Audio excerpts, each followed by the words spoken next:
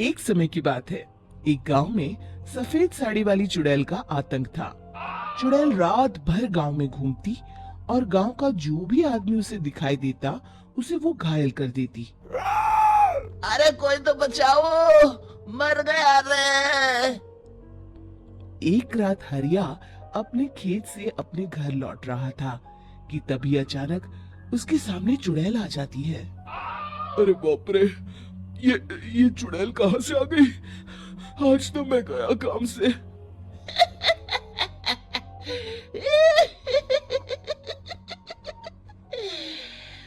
आज मुझे मेरा शिकार मिल गया। अरे चुड़ैल दीदी, मुझे छोड़ दो। जैसे ही चुड़ैल हरिया की तरफ बढ़ती है, हरिया वहां से भाग जाता है और अपने घर के दरवाजे पे पहुंचता है। अरे भगवान, जल्दी से दरवाजा खोलो, मेरे पीछे चुड़ैल पड़ी है। हरिया की पत्नी जल्दी से दरवाजा खोल देती है। अरे आप इतना हाफ क्यों रहे हैं? अरे मेरे पीछे चुड़ैल पड़ी है, आज तो मैं बाल बाल बच गया। जल्दी से सभी दरवाजे और सभी खिड़कियों को बंद करके बत्ती बुझा दो।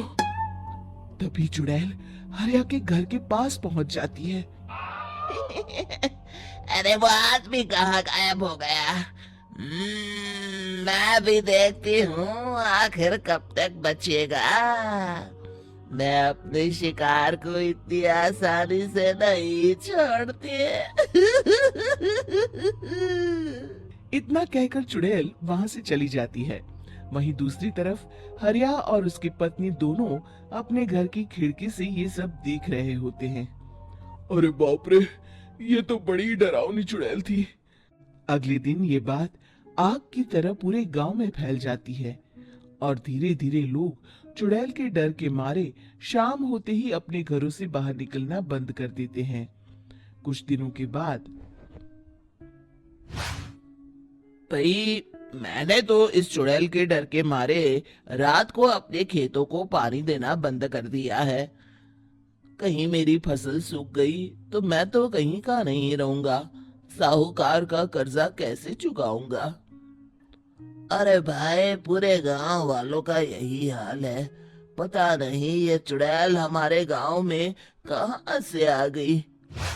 फिर एक दिन गांव के पास वाली नदी के किनारे एक बहुत बड़े तांत्रिक के आने की बात कुछ गांव वालों को पता चलती है। वो लोग जाके ये बात गांव के मुखिया को बताते हैं। मुखिया जी, नदी के किनारे एक बहुत ही पहुंचे हुए तांत्रिक बाबा हैं। हमें उनसे मदद मांगनी चाहिए। मैंने सुना है वो बड़े बड़े भूतों और चुड़ैलों को अपने वश में कर लेते हैं। मुखिया जी सभी गांव वालों को लेकर उस तांत्रिक के पास पहुंच जाते हैं। ओम फट स्वाहा, ओम फट स्वाहा। तभी तांत्रिक अपनी बंद आंखों को खोलकर कहता है। क्या बात है? तुम सब लोग यहाँ क्यों आए हो? मुखिया जी उस तांत्रिक को सारी बात बता देते हैं।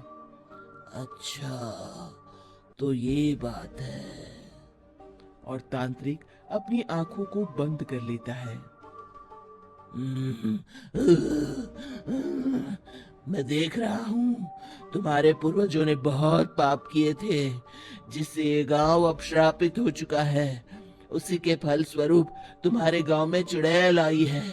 ये चुड़ैल बहुत खतरनाक है, ये किसी को नहीं छोड़ेगी।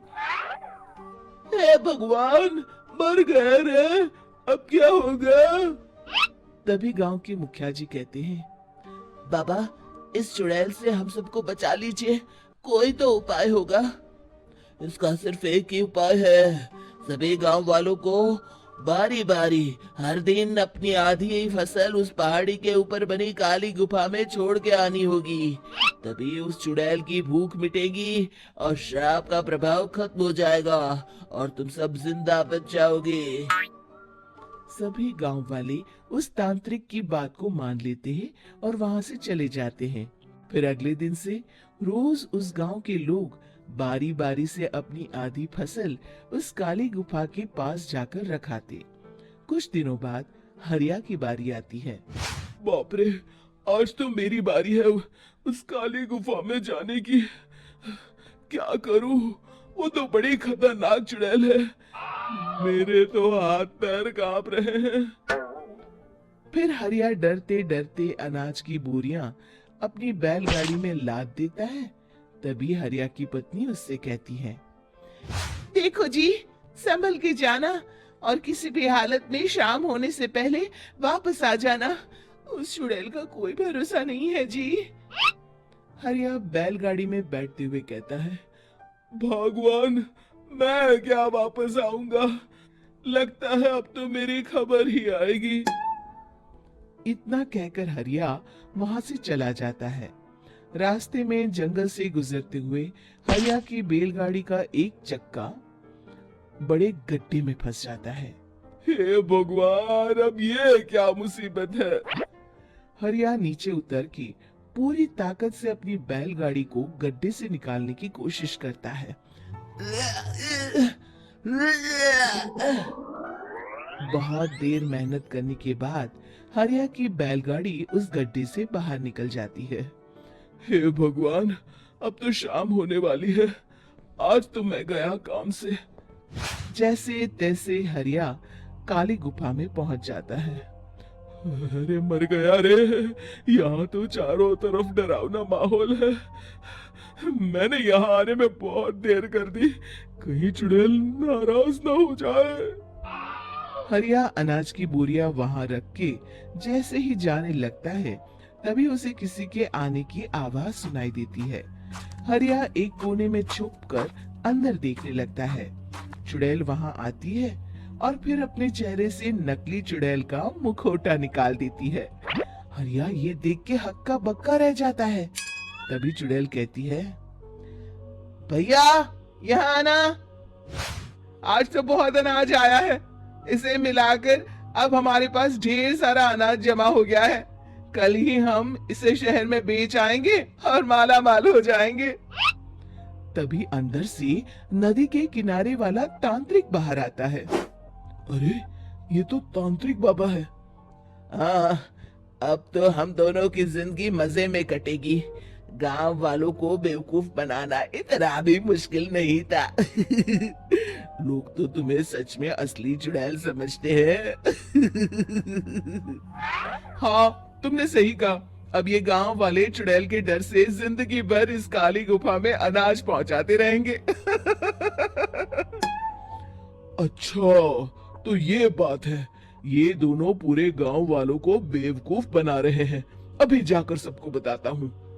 हरिया उन दोनों की पूरी बातें सुन लेता है और जल्दी से वापस गांव में आता है। गांव वालों को पूरी बात बता देता है। इससे पहले वो दोनों हमारा अनाज लेकर शहर जाए, हमें उन दोनों को पकड़ना होगा। उधर दूसरी तरफ नकली तांत्रिक और नकली चुड़ैल बनी औरत एक बड़ी गाड़ी में सारा अनाज लाद के वहां से निकलने की तैयारी कर रहे होते हैं। जल्दी करो, इससे पहले हमें कोई देख ले। हमें यहाँ से निकलना होगा। और तभी वो दोनों देखते हैं कि सामने से सभी गांव वाले अपने अपने हाथों में मशाल लेके आ रहे हैं। दोनों बुरी तरह डर जाते हैं। रुक जाओ, तुम दोनों का भांडा फूट चुका है। अरे मर गए रे, ये गांव वाले कहां से आ गए? तुमने क्या सोचा इतनी आसानी से यहाँ से निकल जाओगे? ये अनाज हमने अपने खून पसीने से दिन रात खेतों में मेहनत करके उगाया है। दोनों मुखिया जी के पैरों में गिर जाते हैं।